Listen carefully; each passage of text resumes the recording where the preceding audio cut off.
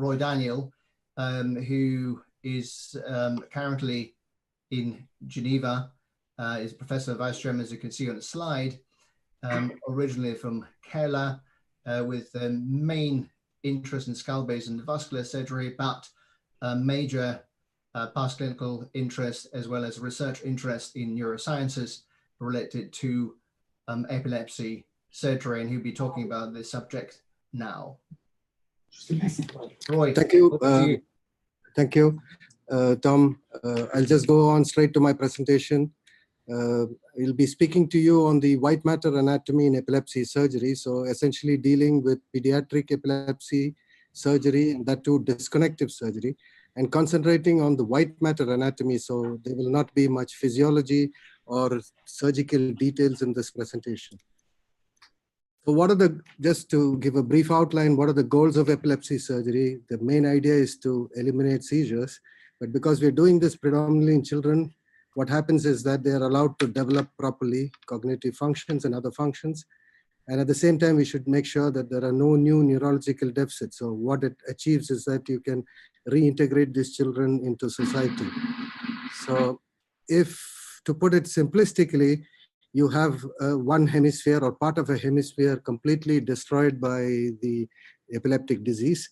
So you want to completely destroy this hemisphere, which is already destroyed, but you want to completely disconnect it so that that cannot propagate epilepsy. But what it effectively does is that the other hemisphere develops and into a double hemisphere. So all the cognitive functions and general functions develop in the normal, the good hemisphere. So that's essentially the idea of this surgery. So there are several techniques for epilepsy surgery. The simple ones are the lesionectomy and lobectomy. But then you have all these disconnective techniques, that's lobotomy, quadrantotomy, hemispherotomy, interhemispheric disconnection, and then some special applications for VNS and radiosurgery. But this lecture is primarily dedicated to anatomy and therefore disconnective epilepsy surgery, which includes lobotomy, quadrantotomy, and larger disconnective surgeries. So that's what we're focusing on. This presentation is based on the 5 principal publications that we have done with the description of these techniques. So just to put it into perspective, we're talking of the prefrontal lobotomy, the anterior quadrantotomy, the posterior quadrantotomy, and then hemispherotomy, which is one whole hemisphere. And then for disconnecting between the 2 hemispheres, which is a total commissurotomy. So these papers will give you the details of the physiology and the clinical details and the microsurgical details. I will not be talking on that in this presentation, but you could go back to these papers to look at the details of the surgery. So what is hemispherotomy? Hemispherotomy is done when one whole hemisphere is completely destroyed by the disease. And therefore, what you want to do is a radical hemispheric tractotomy. So you section the internal capsule in its entire length, and then from inside the ventricle, you completely disconnect the corpus callosum from inside. And then you go and disconnect the fornix to deafferent the temporal lobe. And then there are some parts of the frontal lobe that need to be addressed through a frontobasal disconnection, because there are some connections through the commissure, anterior commissure, that are residual. So this effectively deafferents the entire hemisphere and achieves a cessation of seizures in more than 90% of patients. So let's go to the cadaveric white matter dissection study that we performed in Pablo Gonzalez's lab in Alicante, Spain. And just to show you the anatomy, because that's the focus of this talk. So the anterior quadrant is the lobe which is anterior to the primary motor strip, as you can see here. So that's the central sulcus, and then everything from the premotor to all the whole prefrontal lobe is the anterior quadrant. So these are children who have a normal motor function and all function in these lobes intact, but this lobe, the frontal lobe anterior to the precentral sulcus, is diseased. And so it involves a disconnection of that lobe. As you can see here, the F1, F2, and F3 on the cortical surface. And if you look at this lobe medially, you will see the genu of the corpus callosum, the rostrum, and the body. And then you have the you have the cingulate sulcus here, the subcallosal sulcus, and the gyrus rectus you can see here. And if you look at it from the basal view, and this is an interesting view, and you see these sulci here, you see these three sulci here that divide the basal frontal lobe into four. So you have the anterior and the posterior, the medial and lateral fronto-orbital gyri. And the anatomy of these gyri are very important to make sure that the mesial and basal frontal lobes are disconnected.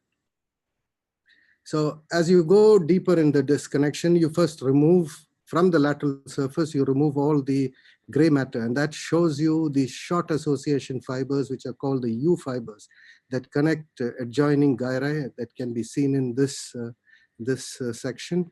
And then as you go deeper, when you remove the U fibers, you see the first long association fibers, the most dorsal part, which is the SLF, superior longitudinal fasciculus, and that too only the top part of it, the SLF1. And that you can find approximately just deep to the middle frontal gyrus. So the middle frontal gyrus is here, just deep to that you have the dorsal part of the SLF, which is the SLF1. And then you go ahead and remove that, you start seeing the extreme capsule. And once, to see that, you need to remove a part of the lobe here, which also shows you the insula. So the extreme capsule is basically a series of fibers that connect the insula to the operculum, essentially all around, and they form the extreme capsule. So as you go deeper to that, you will start seeing the external capsule. And then we proceed with the disconnection, with the dissections, and you start removing those structures. You see very important tracks here. One is the external capsule. As you start removing it, you start seeing the uncinate fasciculus and the IFOF, fronto-occipital, inferior fronto-occipital fasciculus, so which connects the frontal lobe with a large stream of connections to the posterior part of the brain, and the uncinate fasciculus, which connects the inferior part of the frontal lobe, the frontal pole, with the temporal pole and some fibers to the amygdala. So these are the structures you would see as soon as you do the dissection there. And as you go deeper, when you remove part of the IFOF and the uncinate fasciculus, you'll start seeing the frontopontine fibers, which are part of the anterior part of the internal capsule. And you can see its relation up to the putamen here. You remove part of it, it's composed, the internal capsule, the anterior part has three components. So the most lateral is organized lateral to medial. The most lateral part is the frontopontine fibers. And then just medial to that, you have an ascending system. So frontopontine is descending. And just medial to that, you have the thalamocorticals. So from the anterior thalamic nuclei to the prefrontal lobe, which is ascending. And then you start removing it, you see the third component, which is the frontostriatal fibers. They are from the frontal lobe to the striatum. So these are the three fibers. And when you remove a little bit of the frontostriatal fibers, you see the blue structure, which is the ependyma of the ventricle. So these are sequential dissections that show you the anatomy of the region. If you want to see all three components together of the internal capsule, this magnified slice shows you that's the frontopontine, and then you have the thalamocortical fibers, which have been sectioned partly here. You can see the cross section here, which allows you to see the frontostriatum. Now note the disconnection, it goes curvilinear there, and that's to avoid getting into the anterior part of the putamen and the caudate nucleus. So it has to go, when you cut the internal capsule, it has to be cut in a curvilinear manner there. And then as it goes below the disconnection onto the frontobasal disconnection, you'll be effectively interrupting the IFOF and the uncinate fasciculus. So these are views that show you the transition of the corona radiator and the internal capsule that you see there. And again, note the curvilinear manner in which you do the section of the internal capsule. Now this incision is made here to cut essentially the SLF and all the fibers that start from the frontal lobe and go posteriorly to the central, to the parietal and the occipital lobe. Now, once you've done the entire section of the internal capsule, what you see will be inside the ventricle. And then in the ventricle, if you look at the roof of the ventricle, you'll see the corpus callosum, the body of the corpus callosum, for instance. So this is just to show you the inside of the ventricle. So imagine that the corona radiator or internal capsule is completely cut. That's why you're seeing the ventricle. And then inside the ventricle, you will do in a parasagittal plane the callosotomy. Now you can compare that to the medial view that kind of describes that. That's where the callosum is done, and the callosotomy is performed in this direction for the body, the genu, and the rostrum. So that allows you to disconnect the frontal lobe almost completely. The only part that's left is the connections of the anterior commissure. Now the anterior commissure is a very interesting anatomical structure. It has got two limbs. It's got the posterior limb and the anterior limb. The anterior limb, it connects essentially this cortex, the frontal basal cortex, and the posterior limb actually goes behind into the temple horn and goes even more posterior. So these two structures, the anterior commissure is disconnected here as part of the frontobasal disconnection, and that completes the entire disconnection of the cortex, the frontal lobe, essentially. Now, this is a very interesting view, but it's a little more difficult to understand because this is the base of the brain, but a lot of part of the base of the brain has been removed. So, and you remove it so that you can see the inside the ventricle. So that's the body of the corpus callosum that you see in the depth there. So there's a cavity of the ventricle here. That shows you the relationship with the anterior commissure, which is very superficial in this case. And this is where that needs to be cut, as you can see here, to disconnect the basal and mesial parts of the frontal lobe. So to make it in a schematic view, this is the surgery. You do the intrafrontal disconnection that disconnects the frontal from all the other lobes. And then you go inside the ventricle, the corpus callosum is cut, and then you come down and you disconnect the anterior commissure that completely disconnects the anterior frontal lobe. So a slight variation of this with some differences in the anatomy that we had recently published is the prefrontal lobotomy. So the prefrontal lobotomy is unilateral, it's not bilateral, and that was only done many years back for psychiatric disease, but this is for epilepsy and it's unilateral, so we don't expect any psychiatric changes in these patients because that prefrontal lobe is already diseased and is not having any useful function. So in this one, it's very similar to the anterior quadrantotomy, but there's some anatomical things that could be interesting. Just to show you its bony relationship, that's a superior temporal line, that's the pterion there. A small craniotomy, which is an extension of a pterional craniotomy, if you will, which is more frontal and had no temporal. It gives you exposure of the top of the sylvian fissure and the middle and the inferior and the middle frontal gyri. This is the disconnection plane. So what needs to be seen here in this prefrontal lobotomy is to see the gyri of the frontal operculum. That's the pars orbitalis, pars triangularis, and pars opercularis. So it is between these two, the last two, that we start making the disconnection. In the depth, in the basal surface, we already described the basal gyri of the frontal lobe. On the mesial surface, you can see that the body of the corpus callosum is not cut. It's only the anterior part, the rostrum, and the genu, which is cut in this operation. Quickly run you through the again, U fibers we already described. You see the dorsal SLF that comes there. The corona, as when you remove that, you see the corona radiator and its transition with the putamen, and you see the IFOF, the uncinate vesicle, and if you keep removing that and part of the putamen, you would even see the anterior commissure. So, and I think this slide shows you the anterior commissure with respect to the transition of the corona radiator internal capsule. The putamen has partly been moved aside, and the inferior frontal lobe has been removed a little bit because this represents the limit of the frontobasal disconnection. So from a mesial side, the frontobasal disconnection, again, you see this is only the rostrum and the genu that is disconnected. And here you see how we have to go across the olfactory tract and see the gyrus rectus to make sure that the mesial frontal lobe is completely disconnected. So this is just a view to show you inside the ventricle, the difference between cutting the corpus, the corona radiator, and cutting the corpus callosum. It's in the roof of the ventricle, the corpus callosum, and that needs to be sectioned to achieve disconnection from the other hemisphere.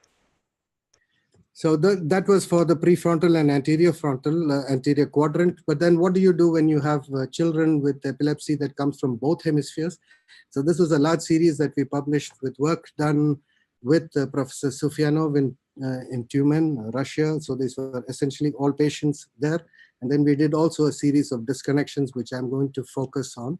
So we're trying to disconnect one hemisphere from the other. So we are not deafferenting the hemisphere. It's a commissural disconnection only. So here, the series of disconnections that we did give rise to, dissections that we did give rise to some interesting images. And Henry showed part of it yesterday, but it's important to realize that the patient is positioned with the head turned completely. And so it's not the usual position for a ventriculocysternostomy. So that head is turned completely and you go orthogonal to the brain surface. And then you reach the ventricle. And then we are using flexible endoscope. So which gives you this view. And this view is only possible, don't imagine like a ventriculocysternostomy. This is a view of a flexible endoscope that is inside the ventricle. So imagine you're standing inside the ventricle and looking forwards. So when you look forwards, what you see is the two foramen of Monro, the choroid plexus you can see there, and you have these two large columns of the fornix, and between the two forming almost equilateral triangle is the anterior commissure. And then as you look inferior, you will see the lamina terminalis, and then you will see the optic chiasma here and the infundibular recess. So this is a view from inside the ventricle with a flexible scope. Now, if you just turn around, you move the flexible scope posteriorly. So you're standing inside the ventricle and you're looking posteriorly, you see these incredible images of the posterior commissure. And then you see the suprapineal recess here, the pineal recess here and the suprapineal recess here. So the pineal recess is bordered superiorly by the habenular commissure and inferiorly by the posterior commissure. And above the habenular commissure, you get the suprapineal recess, and there you start seeing the choroid plexus of the roof of the third ventricle. So the velum interpositum and the roof of the third ventricle, and it continues anteriorly. And then as you go inferiorly, you'll start seeing the the aqueduct of Sylvius. So this is the image from inside the ventricle. And this was just dissections to show, again, reinforce the idea of the anterior commissure. And you see the anterior limb there and the posterior limb there. And you see the structure that's parallel to the optic chiasma. And those are the mammillary bodies. So this is a view from the basal surface of the brain. And then our dissections led us to completely follow these fibers all around, all the way here. And this shows you, for instance, in violet, the connections of the anterior commissure with parts of the temporal lobe. So just to show that this is not just one structure there, it connects the entire hemisphere almost. So a view from the midline. Now this is a more familiar view for everybody in neurosurgery. So where are the anterior and posterior commissure? So this is the anterior commissure and this is the posterior commissure. And this is the hypothalamic sulcus, which divides the hypothalamus here from the thalamus there. And then you see the site of the fornix. Then you see how the corpus callosum, the rostrum of the corpus callosum almost completely blends into the anterior commissure. And there, inferior to that, you see the anterior wall of the third ventricle, which is the lamina terminalis. And then you get the infundibular recess here and the optic recess here, these two. And then as you go posteriorly, you see the mammillary body, the posterior perforated substance, the tegmentum of the midbrain, and the tectum. So this is an oblique view that kind of shows almost the same structures, but again, anterior commissure, the posterior commissure, and the habenular commissure here. So quickly run you through a video. I hope I have enough time. This is the video just to show you this anatomy, which is so unusual to see. Now we are going through one foramen of Monro and going to the next one. And so there, as you go inside, you will see the anterior commissure. So there, this fiber tract here, which is between the two foramen of Monro, is the anterior commissure. So that's the section of the anterior commissure. I'll run the video a little more posteriorly, and you turn it around and you come across to the posterior commissure. That's the posterior commissure. What you saw before was the roof of the third ventricle. Again, that's the posterior commissure. Then inside the lateral ventricle, you use the rigid scope, and that's the corpus callosum, that's the roof of the lateral ventricle, and you slowly disconnect the entire corpus callosum from anterior to posterior. You can cut with this monopolar or bipolar, and then progressively disconnect the entire corpus callosum in a parasagittal plane. See, that's the method of disconnection of the corpus callosum. So what did we do for the posterior quadrant? I'll quickly run through that, but essentially the posterior quadrant, to dissect it and to understand it and to operate here, we need to understand the telencephalic flexion. So the embryology is fascinating here. It's essentially I want to focus on the development of the telencephalon, and these flexures you can see here, but the telencephalon starts developing proportionate to the rest of the brain. It's not always the case. We look at the telencephalon in rats, it's almost straight. In sheep as well, there's a small turn. And then you see in primates that it takes a bigger turn, and in humans, it's completely turned here.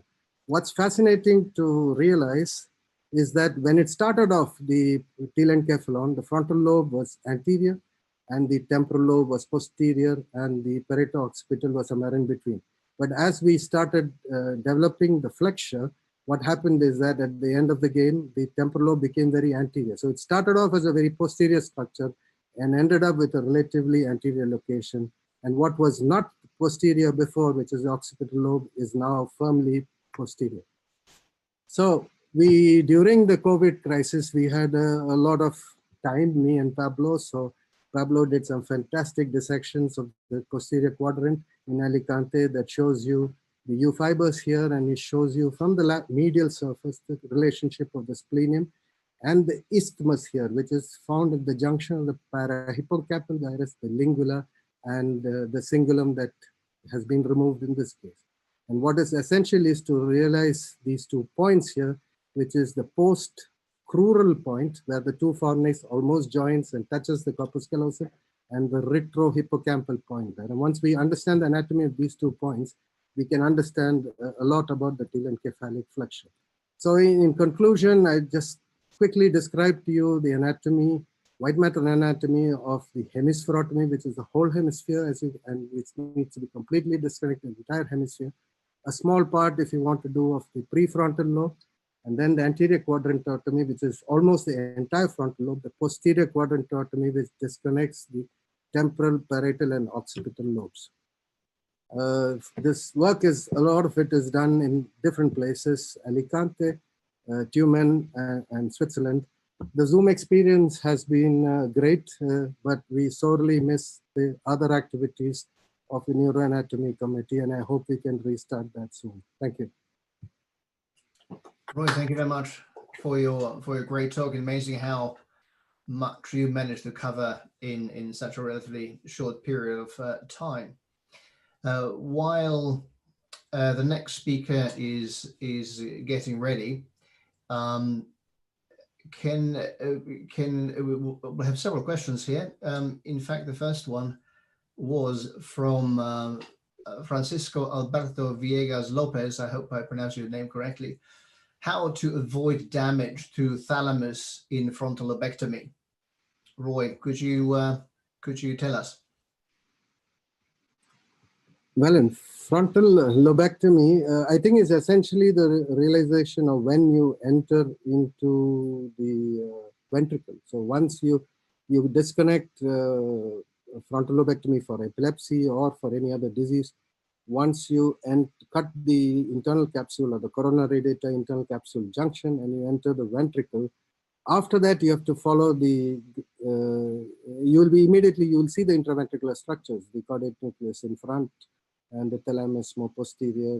So at that point, after that, it's difficult to injure it. So as long as you stay oriented by the intraventricular anatomy, thalamic injury should not occur. And another question was related to vision, where I suppose you could paraphrase the question, where and in which operational vision is at risk, and what steps do you take? How do you think of the operation in order to avoid damage to vision? Well, if you're talking about epilepsy surgery per se, and especially pediatric epilepsy surgery, the lobes that we're disconnecting do not have any function. So even if there is on very detailed and minute testing, the visual fields or the sensitivity between the fields, you might get some deficits. They are rarely symptomatic because these children kind of adapt, and the visual cortices of the other hemisphere kind of subserve almost the entire field. So it is never a problem when you are contemplating pediatric epilepsy surgery, because these are all diseases that occur in utero during early part of development of the brain. So the visual cortex has like all cortices, have a remarkable capacity to adjust. The only cortex which does not have a capacity to adjust is the motor strip, the motor cortex, and that becomes predominantly relevant for the movement of the distal extremity. So essentially movement of the hands or movements of the foot tapping. So these are the only function that we lose if it already existed. But these children who have hemiplegias, for whom we look at doing a hemispherotomy, they don't have any distal motor function, so you lose nothing. But if it is there and you were to do a disconnection of that lobe, you will lose it, but that's the rarity. There's been lots of notes of appreciation and lots of other questions, but we don't really have time to entertain all of them.